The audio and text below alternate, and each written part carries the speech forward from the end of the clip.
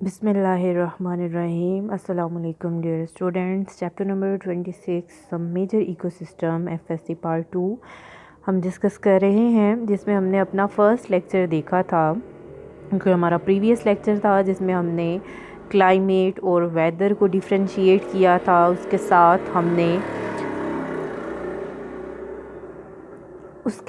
हमने aquatic ecosystem को discuss किया, और एक्वेटिक इकोसिस्टम को हमने कहा कि वो सारा इकोसिस्टम जो कि या वो सारी ज़िंदगी जो कि पानी के अंदर पाई जा रही है, उसको हम एक्वेटिक इकोसिस्टम का नाम देते हैं।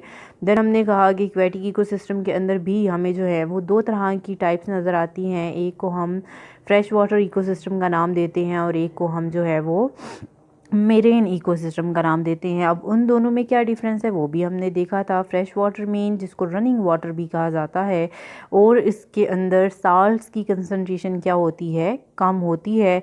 देन उसके बरक्स अगर देखिए मेरेन इकोसिस्टम को, तो वो स्टैंडिंग वाटर है, जैसे कि समंदरों का पानी जो है वो स्टैंडिंग वाटर कहलाता है, और उनके अंदर साल्ट्स की कंसंट्रेशन जो है वो हमें ज़्यादा नज़र आती है। उसी लेक्चर को आगे कंटिन्यू करें। लाइक इक्वेटिक इकोसिस्टम में हमने न्यूट्रिएंट्स देखे थे, कौन सी ऐसी कंपोनेंट्स हैं जो इक्वेटिक इकोसिस्टम को जो है वो बरकरार रखने के लिए ज़रूरी होते हैं, हमने वो भी देखे थे। अब जो हम बात करेंगे आज वो है प्रोडक्टिविटी ऑफ एन इकोसिस्टम। किसी भी इक्वेटिक इकोसिस्टम की प्रोडक्टिविटी कहते हैं किसी भी चीज़ की पैदावार को, ठीक है। यहाँ पर प्रोडक्टिविटी क्या है, यहाँ पर प्रोडक्टिविटी है, तो प्रोडक्टिविटी कैन बी इंडिकेटेड, इसको आप इस तरह से इंडिकेट कर सकते हैं कि कितने परसेंट या कितनी कंजप्शन हुई है कार्बन डाइऑक्साइड की, यानी कितनी कार्बन डाइऑक्साइड यूज़ हुई है, और उसके नतीजे में कितनी ऑक्सीजन इवॉल्व हो रही है, किस प्रोसेस के नतीजे में, फोटोसिंथेसिस के प्रोसेस के नतीजे में। यानी यहाँ पर अगर आप रिकॉल करें चैप्टर नंबर 11 को फर्स्ट ईयर के, जिसमें आपने बहुत डिटेल्ड फोटोसिंथेसिस का प्रोसेस देखा था, जिसमें आप फोटोसिंथेसिस को किस तरह से डिफ़ाइन करते हैं। हम कहते हैं कि कार्बन डाइऑक्साइड के 6 मालिक्यूल्स और 6 ही मालिक्यूल्स किसके मिलते हैं, वाटर के, और इसके नतीजे में हमारे पास एक मालिक्यूल बनता है ग्लूकोज का, और उसके साथ हमारे पास ऑक्सीजन बनती है। कितने मालिक्यूल्स इस्तेमाल हो रहे हैं या कितनी कंजप्शन हो रही है कार्बन डाइऑक्साइड की, और कितनी ऑक्सीजन बन रही है फोटोसिंथेसिस के प्रोसेस में, वो किसी भी इक्वेटिक इकोसिस्टम की प्रोडक्टिविटी कहलाती है। लिखा है the productivity of aquatic ecosystem is basically determined by the light and nutrients. पीछे भी हमने लास्ट लेक्चर अगर रिकॉल करें आप, तो उसमें हमने कहा था कि लाइट कितनी इंटेंसिटी की है, यानी कितना डीप समंदर के अंदर, कितना डीप पानी के अंदर जा रही है ये चीज़, और उस पानी के अंदर न्यूट्रिएंट्स कितने हैं, ये दो चीज़ें डिटर्मिन करती हैं कि इक्वेटिक इकोसिस्टम की प्रोडक्टिविटी क्या होगी। अब लाइट की इंटेंसिटी और क्वालिटी वेरी करती है, यानी चेंज होती है with the depth of water. देखें, जितना गहरा आप पानी के अंदर जाएंगे उतनी ही कम रोशनी वहाँ तक जो है वो पहुँचेगी। जो प्राइमरी प्रोडक्टिविटी है वो लाइट के साथ साथ फिर क्या होना शुरू कर देती है, वेरी होना शुरू कर देती है। Then the amount of nutrients also changes with the season, यानी कुछ सीजन्स ऐसे होते हैं जिसमें बहुत ज़्यादा न्यूट्रिएंट्स अवेलेबल होते हैं ऑर्गेनिजम्स को या प्लांट्स को, जिनको वो यूटिलाइज़ करते हैं, फोटोसिंथेसिस का रेट ज़्यादा होता है। Productivity also varies from zone to zone. हमारे पास डिफरेंट जोन लेयर्स बनती हैं। जोन मीन लेयर्स, यानी जैसे आप कहते हैं ना कि ज़मीन की हमारे पास लेयर्स हैं, जिसमें सबसे आउटर मोस्ट लेयर अर्थ की, जिसको हम क्रस्ट कहते हैं। इसी तरह समंदर की भी या पानी के अंदर भी ज़ेरे ज़मीन हमें जो है वो डिफरेंट जोन्स, डिफरेंट लेयर्स नज़र आती हैं। तो ये तीन चीज़ें हैं बेसिकली, हमारे पास लाइट्स हैं, न्यूट्रिएंट्स हैं, और उसके साथ क्या है, जोन।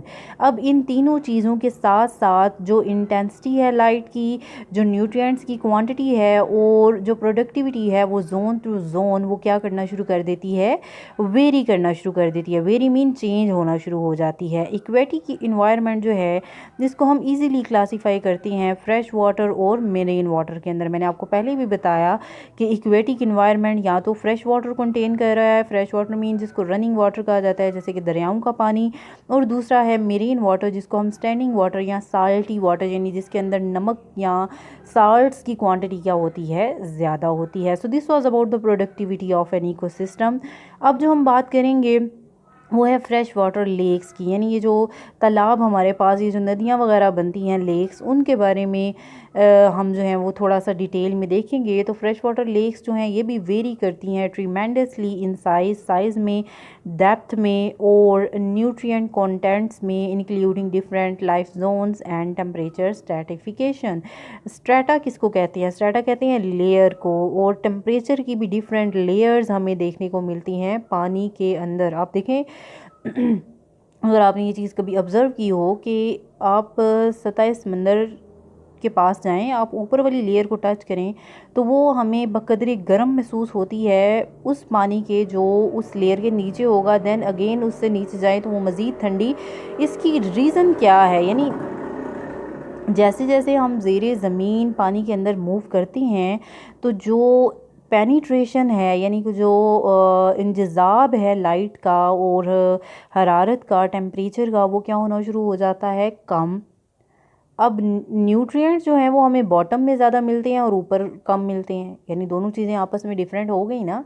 यानी लाइट की इंटेंसिटी सतह के ऊपर ज़्यादा है, ऊपर वाले पोर्शन में ज़्यादा है, और जो न्यूट्रिएंट्स हैं वो बॉटम में ज़्यादा है। ऐसा क्यों है? यानी कोई भी चीज़, किसी भी ऑर्गेनिज्म की जब डेथ होती है तो वो ज़ेरे ज़मीन चला जाता है, बॉटम में चला जाता है।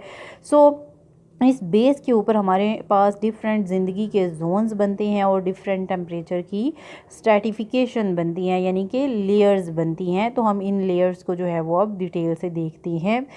सो पहला जो हमारे पास पॉइंट है वो है लाइफ जोन्स, यानी जो हमारे पास ज़िंदगी की लेयर्स नज़र आती हैं, और ये किस बेस पर हैं? अगेन लाइट की बेस पर है और न्यूट्रिएंट्स की बेस पर हैं। तो जो डिस्ट्रीब्यूशन है लाइफ की लेक्स के अंदर वो डिपेंड करती है कि कितनी असेस है, यानी कितनी मिकदार है उनके पास रोशनी की, न्यूट्रिएंट्स की, और उनके पास कितनी जगह है ताकि वो अपने आप को अटैच कर सके। देखिए ऑर्गेनिज़म हमेशा फ्रीली मूविंग नहीं होते। जैसे आप अपनी बात करें तो हम जो हैं वो we have feets, we have legs, जिसकी मदद से हम एक जगह से दूसरी जगह मूव कर सकते हैं, लेकिन प्लांट्स के केस में ऐसा नहीं है।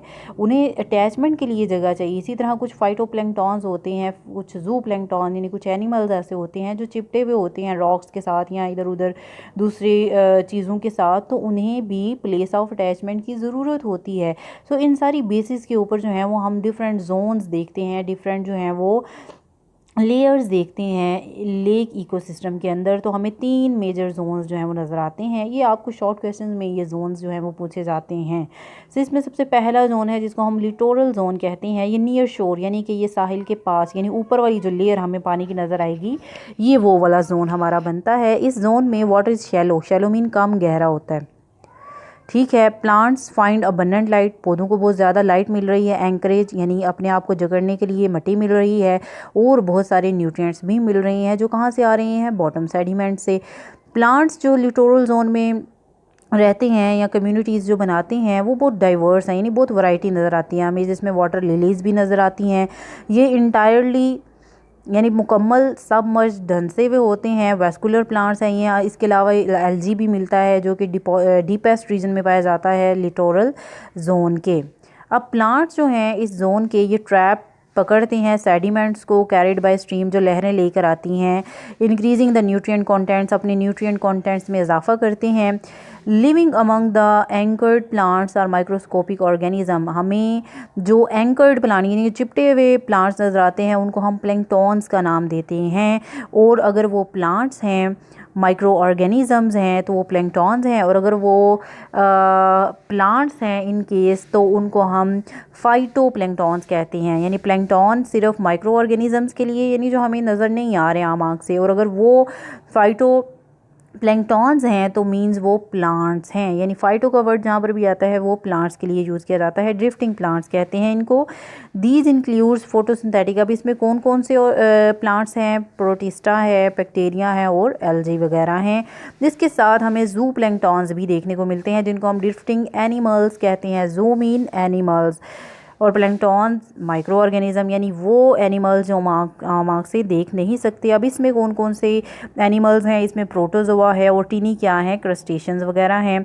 जो ग्रेटेस्ट डाइवर्सिटी है हमारे पास एनिमल्स की किसी भी लेक में, वो इस जोन में हमें नज़र आती है, जिसको हम लिटोरल जोन कह रहे हैं। इसमें हमें इनवर्टिब्रेट एनिमल्स भी नज़र आ रही हैं, जिसमें स्मॉल क्रस्टेशियंस हैं, इंसेक्ट्स के लार्वा हैं, स्नेल्स हैं, फ्लैट वर्म्स हैं, हाइड्रा हैं, और वर्टिब्रेट्स के अंदर हमें फ्रॉग, वर्टिब्रेट्स और इनवर्टिब्रेट्स तो पता है ना आपको, जिनमें रीढ़ की हड्डी होती है।